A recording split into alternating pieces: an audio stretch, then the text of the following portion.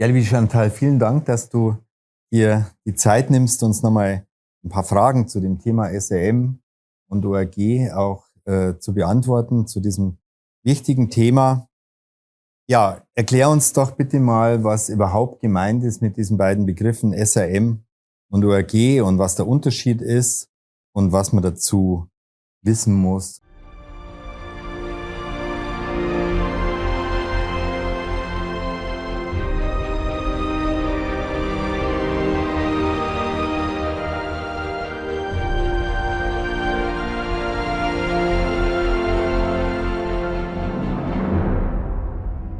Ja, gerne. Also, das sind Abkürzungen. ORG heißt organisierte rituelle Gewalt und SRM ist die Abkürzung für satanisch ritueller Missbrauch. Und das ist tatsächlich so, das wird manchmal einfach so gemischt. Man redet mal von ORG, mal von SRM. Und ich möchte das hiermit mal kurz erklären, Mhm. weil das sind Unterschiede. Auch wenn es zusammenspielt und wenn man Betroffene ist, dann erlebt man eigentlich beides. Ja. Ja. Also ORG, also eben organisierte rituelle Gewalt, das also man hört das ja schon im Wort, es ist organisiert. Und das meint im Prinzip einfach, dass es ein Netzwerk ist von organisierter Kriminalität. Ähm, Das kennen wir alle. Also wir reden da von Menschenhandel, Drogenhandel, Kinderpornografie, ähm, ja, so diese Sachen. Einfach so eigentlich vergleiche ich das ganz gerne mit Mafia. Also Mhm. Mafia ist für alle ein Begriff und da weiß man ja auch, die sind miteinander vernetzt und die organisieren halt dann das so im Untergrund. Und es geht um sehr viel Geld. Es geht um sehr viel Geld, es geht um Macht, äh, ja, um diese Dinge. Und es geht darum eben, dass man auch so Kinderhandel zum Beispiel, Menschenhandel, Pornografie weiterhin aufrechterhalten kann, dass das einfach immer und immer wieder weitergeht von Generation zu Generation, dass das gehalten wird. Und in dieser organisierter ritueller Gewalt ist tatsächlich auch sehr, sehr viel eben eigentlich alles mit Gewalt verbunden. Und zwar, dass auch die Opfer abgerichtet werden. Also, wenn man an Kinderpornografie denkt, das ist ja grausam, was da passiert mit den Kindern, die misshandelt und gefoltert werden und zum Teil wirklich bis zum Tod hin gefoltert werden und das dann auch gefilmt wird, für ja, Filme daraus gemacht werden für Klienten, die das auch so bestellen und wollen und bezahlen. Ähm, und es wird damit so eine Erschaffung von einer Parallelwelt gemacht. Also eine Parallelwelt eben, die im Dunkeln ist und die man eben nicht sehen darf. Das ist so ganz, ja, ganz grob gesagt, organisierte rituelle Gewalt. Dann gibt es natürlich schon auch noch diesen Part, dass gewisse Menschen auch eine religiöse Ideologie dahinter sehen und dass das aus diesem Grund gemacht wird. Also es ist nicht so, dass jede Gruppierung genau die gleiche Ideologie hat. Die Mhm. einen sind religiös, die anderen sind vielleicht wissenschaftlich oder einfach nur eben Geld und Macht und so weiter, einfach Kriminalität. Und so hat eigentlich so wie jeder in dieser organisierten Kreisen hat seinen Platz und macht dann also die Aufgabe, die für ihn oder für sie bestimmt ist, vorher bestimmt wurde von dem Chef der Kriminalbande. Und gibt es jetzt ganz unterschiedliche Organisationen, die miteinander wenig zu tun haben oder sind die auch untereinander vernetzt? Also das, wie ich das erlebt habe, sind die miteinander vernetzt, also international. Ich kann nicht sagen, also ich gehe davon aus, dass es auch einfach kleinere Gruppierungen gibt und die nicht so gut vernetzt sind und andere sind viel besser vernetzt. Also, aber da, wie ich das erlebt habe, waren die miteinander vernetzt weltweit. Und sie tauschen sich aus über Methoden und über Vorgehensweisen. Genau, genau, das machen sie. Ja. Ja, und das passiert manchmal am helllichten Tag. Also, man muss sich das nicht vorstellen, dass dieser Austausch einfach irgendwo in einer Dunkelkammer passiert oder so. Das kann sein im Park auf dem Bank, man trifft sich, man geht mit dem Hund spazieren oder so. Also, das läuft mitten unter uns ab, Mhm. diese Mhm. Organisation. Ja.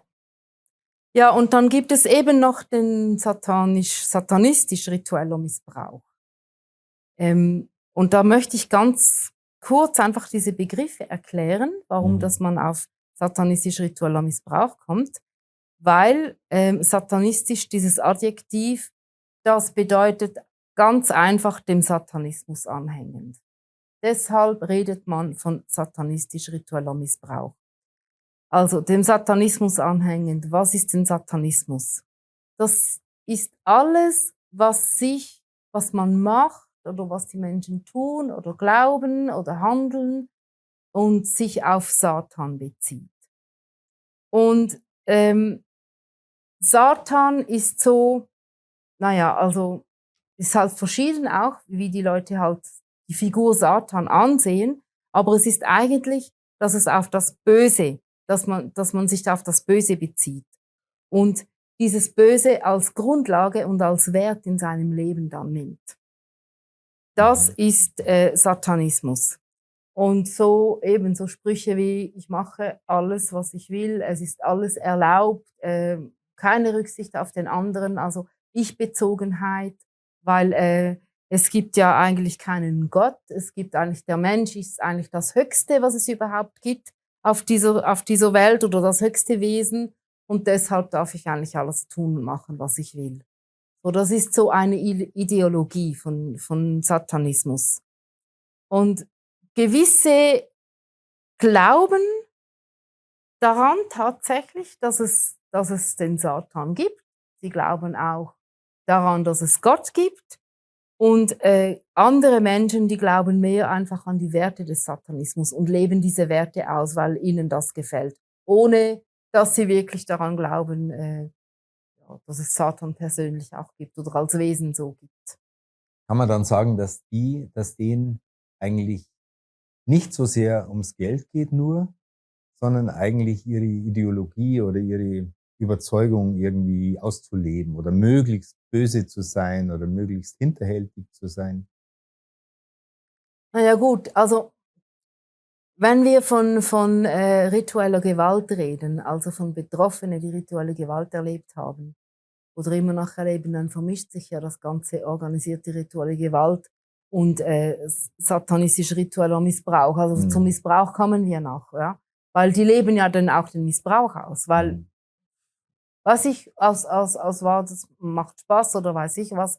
Also eben, das mischt sich ja dann alles. Es ist alles schon auch damit dann verbunden und es ist vor allem damit verbunden im Satanistischen, wenn es dann um ritueller Missbrauch geht, damit, äh, dieser Missbrauch das ist ja oft in den Familien kommt das vor, schon, dass die Großeltern dann Satanisten waren und das ausgelebt haben und dann muss halt der Sohn oder die Tochter auch Mhm. und die Enkel auch. Und das hat schon eben dieses Rituelle, also dieses Weitergeben, das ist etwas ein hohes Gut, das muss weitergegeben werden. Also, Mhm. es ist Mhm. nicht einfach so, na ja, ziellos und so Ja, viele würden ich habe jetzt einfach genau. ein wenig Lust, irgendeine Perversion auszuleben. Darum geht es nicht. Von denen gibt es auch, aber, ja, das sind noch andere Sorten. Die sind jetzt nicht da, wo wir reden. Wir reden ja über diese satanische Kulte, die sind nicht da drin. Die machen die ziehen das durch mit einem Ziel und die haben diese Ideologie dahinter. Genau, das wollte ich nur sagen, dass die Ideologie steht im Prinzip noch überm Geld und über den, anderen Zielen, die jetzt in der organisierten Gewalt von Bedeutung sind. Aber sie folgen einem Ideal quasi, um das und das versuchen sie umzusetzen bis zum Ja, es geht um Menschen kontrollieren, um Menschen gefügig zu machen, um Abhängigkeiten zu erschaffen. Mhm. Und das ist diese Methode, die sie dann auch einsetzen. Mhm. Ja. Ähm, genau. Und Satan, das ist ja eben so ein, eben je nachdem, was man halt glaubt, ein Geisteswesen oder ein gefallener Engel, das eben eigentlich dem Menschen Böses will. Mhm. Und dieser Satan verspricht ja den Menschen auch die Macht, wenn sie ihn anbeten. Mhm. Und das ist diese, ich sage jetzt mal, die gläubigen Satanisten, also die glauben, dass es Satan gibt, das ist auch ihr Grund, warum dass sie denn das tun. Und dann haben wir dieses Wort rituell darin, satanistisch ritueller Missbrauch. Rituell, das ist, weil sie das, was sie tun, gezielt und systematisch anwenden an den Personen, aber eben mit diesem religiösen Hintergrund. Also nicht nur aus Mhm. wissenschaftlicher Hintergrund oder aus Geld und Macht und Mhm. Gier, sondern noch zusätzlich mit diesem religiösen Hintergrund. Das, ja, das rechtfertigen sie sich dann so, dass das eigentlich richtig ist, was sie da Mhm. tun. Ja, und dass das ihrem Gott gefällt. Genau, genau, ja. Also sie erschaffen damit Marionetten. Durch den Missbrauch, den sie den Opfern antun, erschaffen sie Marionetten. Und dieser Missbrauch, also das muss man sich vorstellen, das ist auf jeder Ebene, die man sich eben vorstellen beziehungsweise fast nicht vorstellen kann. Also das geht über das Unvorstellbare hinaus, Mhm. was da für Methoden und Techniken angewendet werden, um die Menschen zu brechen und zu missbrauchen. Mhm. Ja, genau. Das ist so der grobe Unterschied zwischen ORG und SRM, was aber in diesen Kulten eben sich dann mitmischt, je nachdem, wo man halt als Opfer auch gefangen ist. Ich selber war ja in diesen satanistischen Mhm. Kulten gefangen, ähm, und andere Betroffene, die haben das nicht so erlebt wie ich mit diesem religiösen Hintergrund, also dass da auch Satan angebetet wurde oder dass sie da halt Rituelle gemacht haben, wo auch Geister und Dämonen angerufen wurden. Das ist eben dann etwas unterschiedlich, je nachdem, wo man. Aber du hast es so Also erlebt, dass es einfach verwoben ist oder dass die ich habe das so ganze erlebt, ja, ja. und das hast du auch erlebt, dass also welche, denen's zuerst nur ums Geld ging oder um Macht ging, dass die dann auch, bei den also bei den Ritualen dann teilgenommen haben oder dass die darüber gekommen sind? Ja, also das Das ist schwierig da, also ich war ja Opfer in diesen Kreisen. Mhm. Also, ich weiß einfach anhand von dem, was mir passiert ist, weiß ich, dass ich gewisse Menschen getroffen habe, die mehr an den Ritualen teilgenommen haben, also die dann eben Satan angebetet haben, die auch dieses Worship zu Satan gemacht haben, Lieder gesungen und Geister gerufen und so weiter. Und dann ging es dann rüber eigentlich in das, na ja, soll ich sagen, feiern von ihrer Seite her, was dann eigentlich Mhm. praktisch immer mit Sexorgie zu tun gehabt hat oder eben Quellen von den Kindern, Foltern von Kindern oder auch von Erwachsenen bis hin auch zu Opferungen von Babys, Kinder oder Erwachsene, je nach Feier, was sie gefeiert haben, zur Ehre eben Satan. Ähm, und andere äh, habe ich aber getroffen, als ich dann von diesem Kult her heraus weiterverkauft wurde und wo Mhm. es dann eben mit diesem also diese Netzwerke zu tun hatte. Und da wiederum habe ich auch zum Teil Rituale erlebt, also auch wieder mit Mhm. Satansanbetung, aber zum Teil auch nicht. Also ich habe nicht alle, die ich in den Ritualen gesehen habe, auch wieder irgendwo anders getroffen oder umgekehrt. Das war nicht so. Aber irgendwo gehören die praktisch auch zusammen. Also die verstehen sich blind oder wie kann man das sagen? Aber wenn sie jetzt ideologisch nicht der gleichen Meinung sind? Ja, die wollen die gleichen Dinge. Die wollen schon die gleichen Dinge. Es geht ja dann schon eben, also um Macht und Geld und so, das geht es auf jeden Fall und um Kontrolle von den Menschen. Aber es geht auch darum, eben von diese Abhängigkeiten zu schaffen, wie ich vorher gesagt habe, damit auch diese Menschen, die da Opfer werden, damit die dann nachher auch nachgezogen werden können, damit das Ganze dann weitergeht. Welche hast du persönlich jetzt als grausamer empfunden? Also ganz ehrlich, also ob das irgendwie jemand von der Nachbarschaft war, der einfach Satan angebetet hat, oder ob ich gefoltert wurde von einem, weiß ich was, Menschen, der vielleicht mehr Ansehen gehabt hat oder auch bekannt war. Das war für mich als Opfer genau das Gleiche. Also das kann ich so nicht sagen. Also die Menschen sind nur da, um irgendwie einen Vorteil zu haben. Die Menschen Oder die sind Opfer. eine Ware, Eine ja, Ware. Ja. um einen Vorteil zu haben. Aber ich würde sagen, das größte Ziel ist tatsächlich, dass man das weiterführen kann, über Generationen hinweg. Also sie suchen sich diese Opfer raus. Das ist nicht nur einfach, um irgendeine, sage ich mal, sexuelle Fantasie auszuleben oder eine Perversion auszuleben und naja, dann nimmt man halt ein Kind und lebt das mal aus. Also das ist jetzt salopp gesagt. Aber Ja, das ist aber richtig. ganz schlimm. Also das will ich überhaupt nicht runterspielen damit.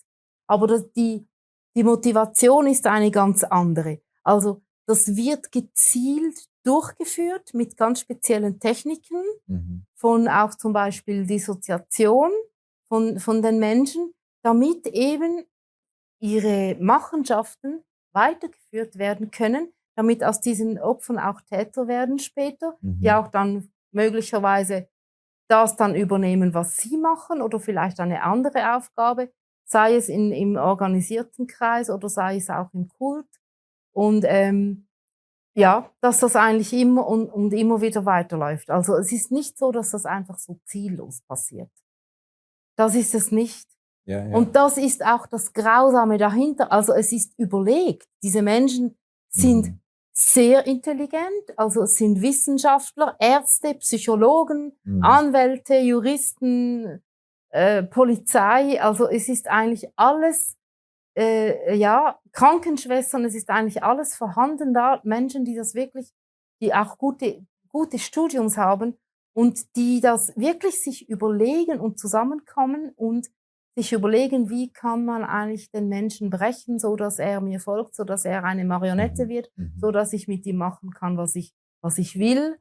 Und das passiert durch Folter, das passiert durch Missbrauch, das passiert durch diese Persönlichkeitsspaltungen oder ja, noch andere Techniken, die sie anwenden. Und das wissen sie, wie das geht. Das wissen sie. Und das wird praktisch von Generation zu Generation auch weitergegeben. Das ist ganz, ganz wichtig, dass das von Generation zu Generation weitergegeben wird, ja. Aber das ist dann schon mehr diese Seite SRM, oder? Satanisch-ritueller Missbrauch. Das wird jetzt nicht so sehr bei dem ORG, wo es mehr ums Geld machen, um Machtstrukturen und so weiter geht. Das hat schon mehr dann mit diesem Ideologischen zu tun, oder? Ja, also ich kann sagen, wie ich das erlebt habe oder wie ich das verstanden habe. Ich bin in einem satanistischen Kult aufgewachsen und dieser Kult, naja, wie soll ich sagen, das war überschaubar, dieser eine Kult von den Menschen her. Das waren jetzt nicht Hunderte. Und die haben sich dann getroffen, regelmäßig halt zu ihren Feiertagen und da wurde halt eben, ja, diese ritueller Missbrauch auch dann praktiziert, an den Opfern praktiziert und aber von diesen Menschen, dann waren da noch welche dabei, die waren auch Geschäftsleute. Und diese Geschäftsleute sind dann in diese organisierte rituelle Gewalt eingestiegen und haben sich dann mit anderen Menschen aus aller Welt dann Mhm. eigentlich dieses Netzwerk aufgebaut. Mhm. Mhm. Obwohl nicht alle eben von dieser ORG halt dann diesen Hintergrund von Satanismus hatten, das war nicht so. Und so, Mhm. es kreuzt sich, es geht ineinander, aber es ist halt doch verschieden. Und auch von den satanistischen Kulten her gibt es auch ganz verschiedene. Mhm. Es gibt welche, die beten einfach Satan an und die, ja, es muss jetzt vielleicht nicht unbedingt sein, dass sie auch Kinder opfern oder so, Mhm. aber sie beten ihn einfach an und sie rufen Dämonen, sie rufen Geister zu sich als Hilfe oder quälen vielleicht mal ein Tier, ähm, aber gehen dann nicht weiter und dann gehen andere, die gehen weiter und ja, da gibt es ganz verschiedene. Und das weiß ich auch nicht ganz alles, weil ich war einfach in diesem einen Kult drin Mhm. und habe das so erlebt und das ist auch das, was ich erzählen kann. Mhm. Ja, Also sie geben sich auf alle Fälle, beide geben sich die Hand in der Weise, als dass die einen halt mehr auf diesen ideologischen Part sind ja, und Satan anbeten und die anderen halt mehr einfach das dicke Geschäft damit machen und irgendwelche Herrschaft ausüben. Kann man das so sagen? ja. Herrschaft ausüben, das ist ein gutes Stichwort. Um das geht es ja. Mhm. Aber nicht nur über einen Menschen, sondern über ein ganzes System. Ja, ja. Also das hat nicht nur eine Ideologie dahinter, sondern es hat eben auch System dahinter. Ja, ja. Ja. Und es ist über Jahrhunderte eingeübt, sozusagen. Wahrscheinlich. Wahrscheinlich, ja. Daher ist natürlich da sehr Wenn man da viel. ein wenig recherchiert, dann kommt man auf das, dass es Mhm. schon über Jahrhunderte hinweg Das so heißt, es läuft. ist ein enormes Wissen vorhanden, ähm, wozu wir normalerweise überhaupt keinen Zugang haben. Das dürften wir eigentlich keinen Zugang haben. Und die Opfer ähm, werden ja auch so programmiert, dass eigentlich die Hoffnung besteht, dass sie auch das nie erfahren, was ihnen widerfahren ist und dass sie auch, oder wenn sie einen Teil davon erfahren, dass sie dann auch schweigen. Mhm. Da gibt es auch ganz spezielle Schweigerituale und das ist eben, müsste eigentlich von innen aus gesehen natürlich sowieso nicht rauskommen, das ist klar. Mhm. Aber es gibt Betroffene, die halt, ja, halt dann trotzdem das Wissen haben und dann halt eben trotzdem das schaffen, das Schweigen zu brechen.